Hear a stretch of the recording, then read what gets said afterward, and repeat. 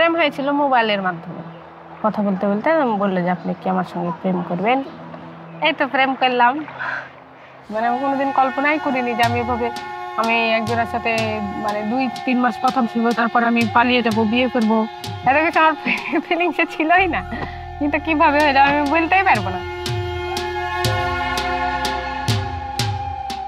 আমার বাচ্চা হবে, আমি আদর যত্ন করবো, আমি বড় করে তুলবো, হয়তো মা বলে ডাকবে এক সময়। প্রথম থেকে ভালোই যাচ্ছিল, মানে কোনো ইয়া নাই। ওই এখন কাজ করে, আমি এখন সংসারে হয়তো টুকিটাকি কাজ কাম করি, এমনি ইয়া করি, ভালোই চলছিল। এমনিতেই বলে না, আবার বলে যে অনেকে শ্বশুরে এগুলা দেয় ওগুলা দেয় এইভাবে বলে, কিন্তু যে সরাসরি বলবে যে আমাকে এটা এনে দিতে হবে তোমার বাপের বাড়ি থেকে, এটা বলে না, কিন্তু মানুষের মাধ্যমে বুঝাই। এইভাবেই আমাদের গন্ডগোল বাড়তে বাড়তে বাড়তে বাড়তে এক পর্যায়ে আমাকে মারধর করে। রাগ করে আর বাড়িতেই থাকবো না আমি বলে রাগ করে ইয়ে করেছিলাম যে আমার মেয়ে সহ বাড়ি থেকে বাহির করে দিয়েছিল।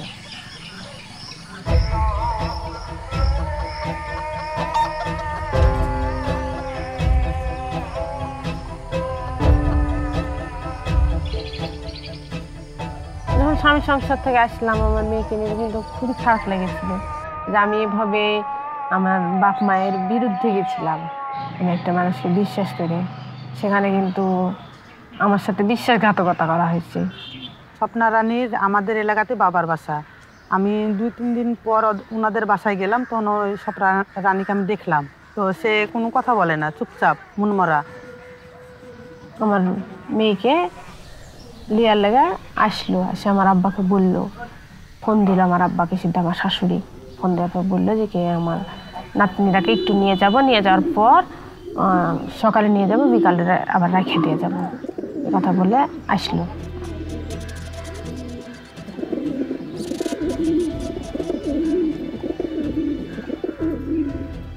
নিয়ে যাওয়ার পরে তো আটকে দিল, আমার ফোন দেয় আজ না কাল, কাল না পরশু, একটু দরকার, এরকম করতে করতে 1 মাস হয়ে গেল।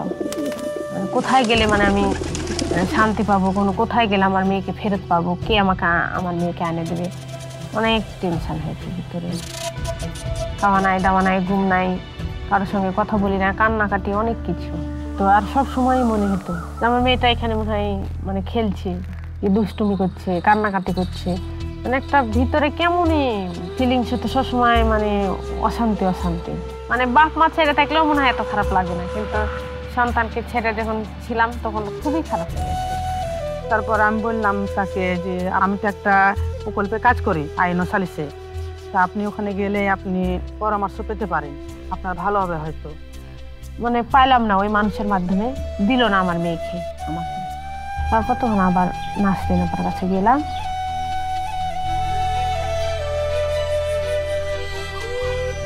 আইনি সালিসি কেন্দ্রে নিয়ে গেল অগ্নিতে। যাওয়ার পর পল্লব ভাইয়ের সঙ্গে কথা বললো।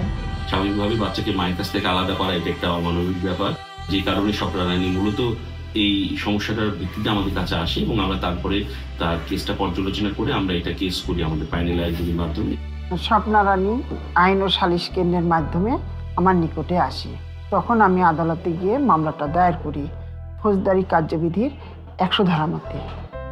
ভিকটিম উদ্ধারের জন্য আমি মামলাটা দায়ের করি। মামলাটা দায়ের করলে আদালত সার্চ ওয়ারেন্ট দেয়। থানা কর্তৃপক্ষ আগামী ধার্য তারিখে বাচ্চাটাকে আদালতে নিয়ে আসে।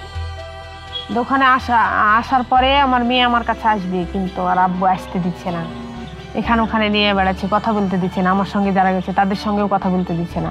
ম্যাজিস্ট্রেট সাহেব 2 পক্ষের শুনানি অন্তে নির্দেশ দেয় কন্যা সন্তান, তারপরে নাবালিকা, আর যতদিন বিয়ে না হবে ততদিন ওর মায়ের কাছেই থাকবে। যখন রায় দিল তখন আনন্দে বুকটা একদম ভরে গেল, আর মনটা অনেক বড় হলো, নিঃশ্বাস ফিরে পেলাম মনে হচ্ছে এরকম একটা। তারপর তো পেলাম, জড়িয়ে ধরলাম, আনন্দে কান্না চলে আসলো যে কতদিন পর, 1 মাস মনে হচ্ছে কত যুগ আমার কাছে ছিল না একটা।